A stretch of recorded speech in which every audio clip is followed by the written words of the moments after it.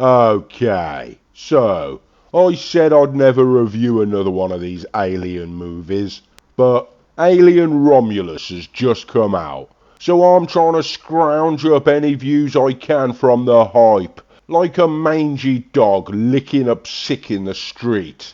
Anyway, here we go.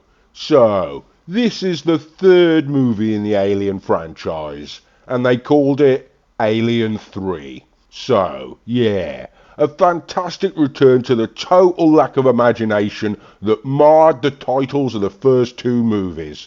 So, it's right bang on the money so far for an Alien movie, ain't it? And it looks just as drab as the other two movies did. They should have called this one Alien Sensation and made it a fucking musical in my opinion, but that's why I don't get the big time Hollywood executive jobs. Well, that and the fact that I'm not a fucking kiddie fiddler. In fact, every time I break into a movie studio and run around screaming, "Make Alien the musical, you bunch of fucking kiddie fiddlers," suddenly everyone acts like I'm the one with a fucking problem. Anyway, this movie is the assembly cut of Alien 3, because the original version is so unbelievably shit that no one wants to watch it at all, ever. So they made this version instead. But it doesn't matter, because whichever version of Alien 3 you watch, they're both as fucking shit as each other. I mean, the Alien franchise really did fall off a fucking cliff, didn't it? And this is the movie where we get to see why none of the other Alien movies will ever be able to work again. Because the emotional drive of the franchise literally fucking swan dives into oblivion. Anyway, this movie starts with Snowflake, or Ridley, or whatever her fucking name is. And because it's Snowflake, what's she doing? That's right, she's taking a fucking nap, ain't she? Because of course she fucking is, with her weird fucking sleep obsession. Anyway, then she gets kicked out from off of the spaceship because the computer can tell that she's a fucking psychopath or something, and it knows she likes to blow up ships with nukes. So, yeah, it kicks her out, and I can't say that I fucking blame it. Anyway, from there, Snowflake falls down to this weird fucking planet, which has got like just as bad weather as every other fucking planet in this series of movies has got. I mean, it's just the worst fucking weather ever. I mean, like, I don't ever want to go to a fucking alien world based on the weather in these films, at least not without an anorak and a pair of fucking flippers. Okay, so it turns out that Snowflake has landed on this planet that's run by some kind of skinhead white supremacist cult, and they've all got shaved heads and are into white power, but for some fucking reason, like Clayton Bigsby, this whole clan of white supremacists is run by one fucking black guy. I guess because, like, as white supremacists, they're too fucking stupid to realise that's not what they're supposed to be doing. Or maybe it's because he's the most racist of them all or something. And so they all thought, yeah, okay, let's let him be the boss or whatever. I mean, it don't make no fucking sense to me. But when you think about it, it's probably the best of all outcomes. Anyway, so Snowflake wakes up, and it turns out that she did kill that kid from the first movie after all. And the first thing that she wants to do when she wakes up is go and gloat over the girl's dead body. And like, this is where it gets really sick. Because we know that Snowflake is a fucking psycho, but she does something so horrific, I gotta be really careful about how I word it. So, I'll be as delicate as I can. She mutilates the corpse of a child for her own entertainment. And at this point you're like, this ain't the same kind of film really as the other two. And boy, would you be fucking onto something. I mean, this movie takes the whole running theme of humanity's struggle to overcome evil and then shanks it to death in the shower. I mean, it's nothing like the other two movies. There's not even a fucking cat in it. Oh, sure, we get Snowflake doing all her psycho things and taking as many power naps as she can, but other than that, it's a sack of shit. Anyway, so, you got Snowflake, and she's stuck out there on this planet with a bunch of skinhead white supremacist racist assholes. So, go ahead, guess what she does next? That's right, you guessed it. She only goes and fucking joins the cult, don't she? I mean, we knew she was a fucking psycho and a child killer, but I had no idea she was a fucking racist as well. Although, when you think about it, her entire goal in these movies has been to commit a genocide and wipe out everything that she considers to be alien. So, in some ways, it was fucking obvious she was going to be a racist. She's just one of those ones who hides it real well. That's why it took 3 films for us to find out. But you put her in a room full of Nazi skinheads and boom, right away you see her true colours. Probably a bad choice of phrase there, but I'll move on. So, not much happens really, at all, until the alien pops up, either out of a dog or a cow, depending on which version you watch. I mean, a dog or a cow. In the last 2 movies, we got to watch these motherfuckers eat their way out of human beings' chests and shit. But in this movie, we got something that I can see any Friday night down the kebab shop.